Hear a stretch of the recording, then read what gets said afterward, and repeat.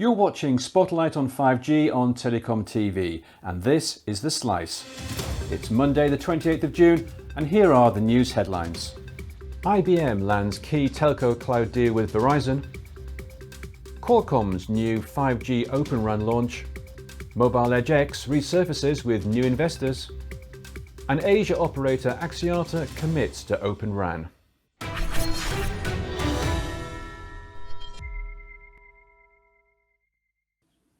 IBM and its Red Hat subsidiary have been selected by Verizon to help build and deploy an open hybrid cloud platform. The telco will use its automated operations and service orchestration as the foundation of its 5G core deployment. Verizon is building its 5G core network services on Red Hat OpenShift as it evolves to an open, cloud-native, containerized and web-scale platform to make the best use of its 5G core capabilities. Qualcomm has unveiled a 3GPP Release 16 compliant 5G Open RAN platform for small cells, aiming to take millimeter wave based wireless networking to more places, both indoors and outdoors. It has also launched an accelerator card, the 5G DU X100, for 5G distributed units used in cloud RAN rollouts. The wireless chip giant is also outlining the growing global support for millimeter wave deployments, of which, of course, it would like to see many more. After something of a quiet year, Deutsche Telekom-backed Mobile Edgex has re-emerged with new big-name investors, key operator engagements, and a new iteration of its Edge orchestration software platform. The Edge software specialist, which was founded and initially wholly owned by Deutsche Telekom, has 5 new strategic investors: Samsung, VMware, SK Telecom, Worldwide Technology, and venture fund Odin. Multi-market Asian operator Axiata Group has committed to large-scale deployments of Open RAN-based mobile networks by the end of this year, having completed tests and pilot deployments in Malaysia, Indonesia, and Sri Lanka, where it has worked with Mavenir and Parallel Wireless as its Open RAN software partners and Infosys as its systems integrator. And in a real test for the capability of such deployments, the backhaul used for some initial site rollouts has been either microwave links or, in some cases, satellite connections, marking what Axiata claims is the first satellite backhaul-powered open vRAN sites in the world. And for more news and analysis, visit the TelecomTV news pages or sign up for our 7 a.m. editorial mailer.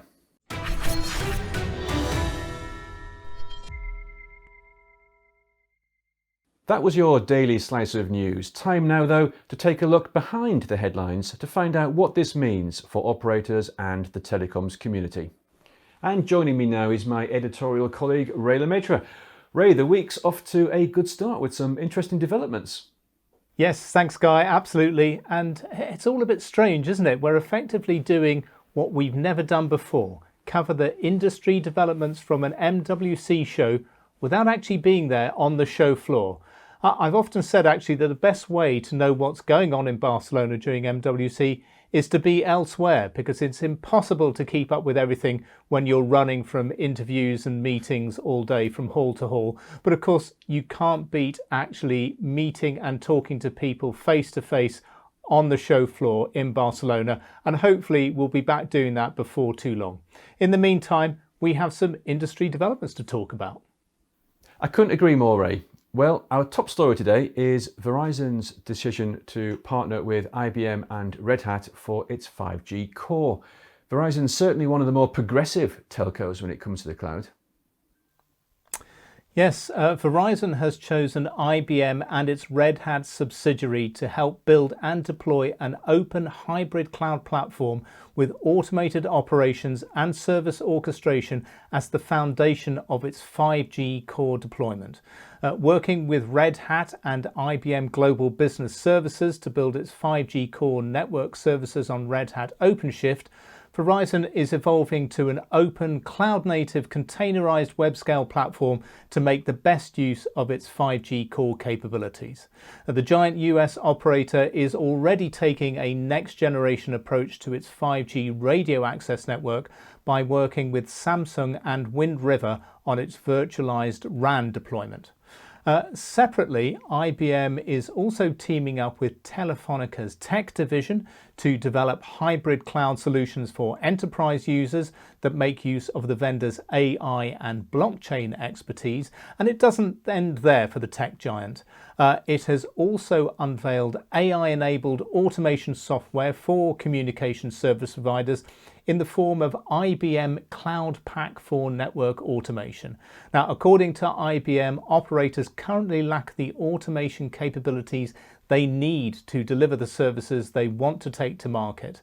And Andrew Coward, who is now General Manager of Software-Defined Networking at IBM, is aiming to take operators closer to their goals of zero-touch service provisioning by automating telco services from the core to the edge. Well, it's good to hear from Andrew Coward again, and interesting to see the scope of IBM's ambitions around 5G.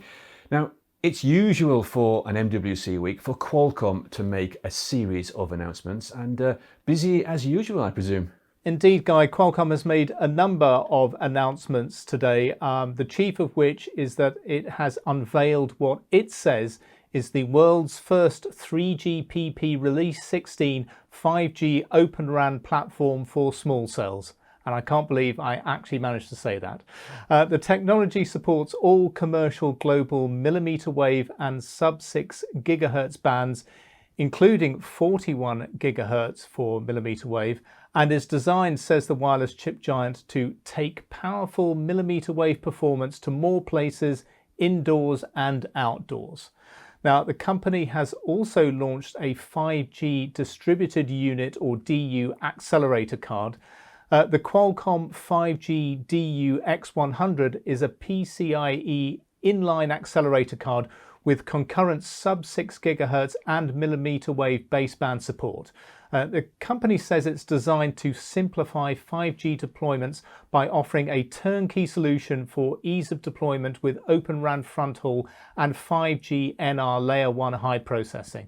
The card is designed to seamlessly plug into standard commercial off-the-shelf or COTS servers to offload CPUs from latency-sensitive and compute-intensive 5G baseband functions such as demodulation, beamforming, channel coding, and massive MIMO computation needed for high-capacity deployments. And these kind of accelerator cards are absolutely vital for next-gen 5G deployments. The wireless chip giant is also outlining the growing global support for millimeter wave deployments, of which, of course, it would like to see many more.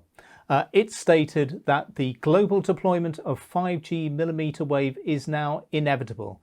It's essential to achieve the full potential of 5G, and those embracing 5G millimeter wave will find themselves with a competitive advantage. Yeah, it certainly is inevitable. It's part of the evolution and development of 5G, and it's no surprise that Qualcomm is promoting its millimeter wave strengths here. This is potentially going to be a huge market over the course of the decade and beyond. Now, mobile Edgex has had an interesting history, and as we said earlier, something of a quiet year, but it's making news today.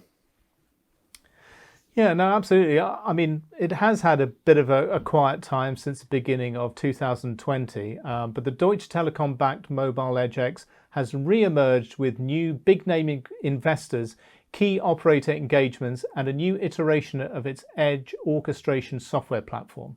Now, the Edge software specialist, which was founded and initially wholly owned by Deutsche Telekom, has 5 new strategic investors: Samsung, VMware, SK Telecom, Worldwide Technology, and venture fund Odin.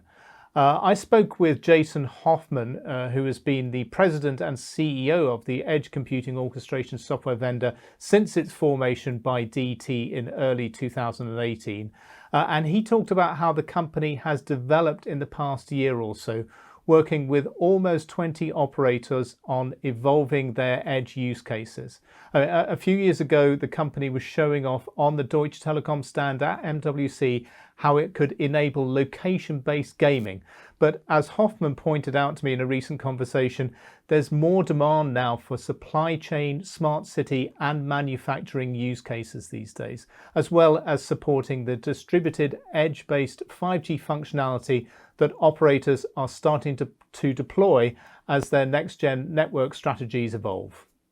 Yeah, I remember that edge gaming use case on the DT stand. We were there filming it on TelecomTV. And in fact, the video is somewhere in the archives there. And yeah, go and have a look at that if anyone wants to find out more and hear what Jason said a couple of years ago. Good to see mobile Edgex back in the news and with a more comprehensive portfolio of partners. I'm going to be very curious to see how they fare in this, competitive and it's still rather a fluid space. Now, there's more news today from Axiata, the Asia-based operator group. It's certainly pushing automated infrastructure to boost its open network efforts. Yeah, absolutely. So multi-market Asian operator Axiata Group has committed to large-scale deployments of Open RAN-based mobile networks by the end of this year, having already completed tests and pilot deployments in Malaysia, Indonesia and Sri Lanka, where it has worked with Mavenir and Parallel Wireless as its Open RAN software partners and Infosys as its systems integrator. And in a real test for the capability of such deployments, the backhaul used for some initial site rollouts has been either microwave links or even in some cases satellite connections, marking what Axiata claims is the first satellite backhaul powered open virtual RAN sites in the world. And I'm sure that's true. Now, the operator, which has more than 150 million subscribers across its multiple markets in South and Southeast Asia, is bullish about the prospects for open disaggregated radio access network architectures. And I quote, "Open RAN is the future for mobile networks and it will be critical for 4G expansions as well as the 5G evolution that Axiata's markets will soon embrace." That according to Axiata Group's Executive Vice President for Technology, Thomas Hunt. Hunt continued, "Together with our partners Mavenir, Parallel Networks and Infosys, and in line with the global connectivity push under the Telecom Infrastructure Project, or TIP, Axiata is committed towards embracing fully automated infrastructure to boost the open networks ecosystem in Asia." Thanks, Ray. And of course, news continues to be released throughout the day. Yeah, absolutely, Guy. I mean, I think we can expect to hear an awful lot from companies around the world, whether they're actually in Barcelona or not. And for example, just this morning, just now, we're hearing from Telecom Italia that it is planning to launch the first 5G cloud network in Italy, working with Ericsson, Google Cloud and its own in-house cloud unit, which is fantastically named as Nuval. And also, of course, today we have the launch of Totogi, which is a completely new company to the sector. It's backed by Telco DR, who we know pretty well through its founder, Danielle Royston. And Totogi is basically, and it calls itself the new web-scale real-time charging system for the global CSP community. So, some innovation there in terms of cloud-native, cloud-based BSS with lots of charging and real-time apps for users as well as CSPs. So I think we can expect to hear a welter of stuff throughout the day. There you go, breaking news right here on The Slice. Now, we are well into the rather lengthy lunch hour in Barcelona, so our thoughts naturally turn to food. It's always been something of a challenge at MWC and you never quite get what you want, which is why we've decided to make our own. And we want you, our viewers, to decide what is your favourite. Yes, it's time to commence the great Tapas Taste Off.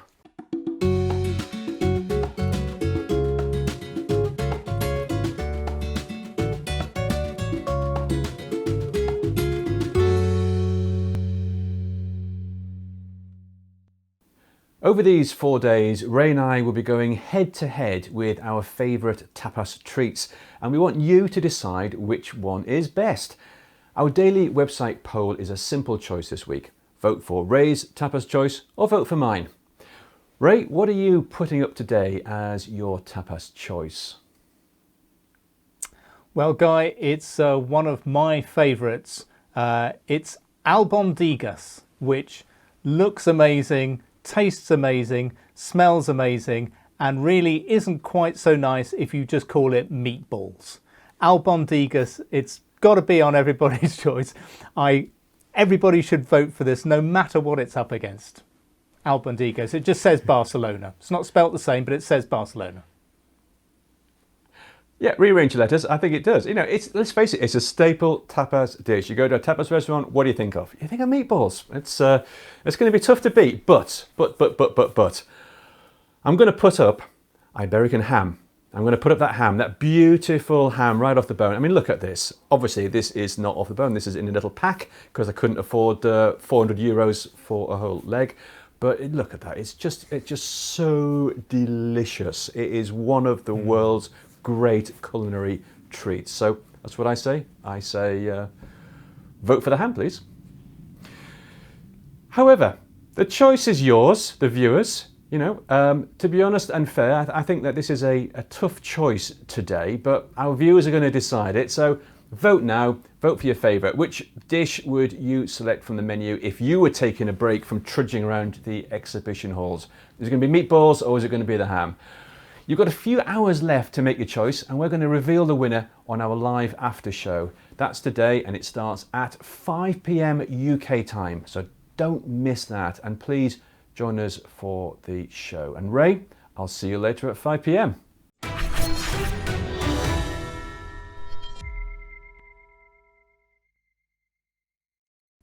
Still to come on Spotlight on 5G today. If you haven't yet watched our Strategy Outlook programme, then it's now available to view on demand. And today's show takes an in-depth look at the 5G core with interviews and roundtables. We also start our new series, Top 10 Mobile Moments, with episodes 10 through to 8. And these were so much fun to do.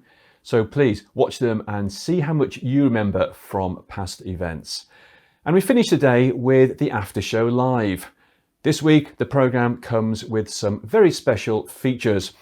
To help recreate the evening networking vibe that we all love so much in Barcelona, we have our TelecomTV Uncorked segment, where, with the help of the Director of Wine at the Wine Society, we explore the main wine regions of Spain. So get to know what you're drinking when you return to MWC. Plus your after show, where we are asking you to share your memories of past events and after show parties. And of course, The Slice will return tomorrow with more analysis of the news that matters most. For now though, thanks for watching and goodbye.